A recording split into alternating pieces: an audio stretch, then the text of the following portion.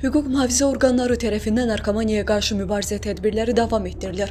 Bu dəfə polis soyğunçuluq və taksi sürücüsü adı altında narkokuryerlik eləyən şəxsləri saxlayıb. Paytaxtın Binəqədi rayonunda soyğunçuluq hadisəsi baş verib. Belə ki, naməlum şəxsin gündüz saatlarında zərər çəkənə məxsus mağazadan 600 manat pul vəsaitini açıq talama yolu ilə ələ keçirməsi barədə polisə məlumat daxil olub. Binəqədi rayon polis idarəsi 5-ci polis bölməsi əməkdaşlarının keçirdikləri tədbir nəticəsində hadisəni törətməkdə şübhəli bilinən əvvəllər də eyni talama cinayətlərinə görə məhkum edilmiş 37 yaşlı Fanis Səfərov saxlanılıb. Onun obyektdən əldə etdiyi pullar hadisədən sonra necə sayması da təhlükəsizlik kameralarına görüntülənib. Bölmə əməkdaşlarının keçirdikləri digər tədbir zamanı isə narkotiklərin qanunsuz dövriyyəsində şübhəli bilinən 29 yaşlı Bəhruz Əliyev də saxlanılıb. Onun idarə elədiyi avtomobilə baxış zamanı 1 kiloqramdan artıq marixuana və psixotrop maddə metafetamin aşkarlanıb.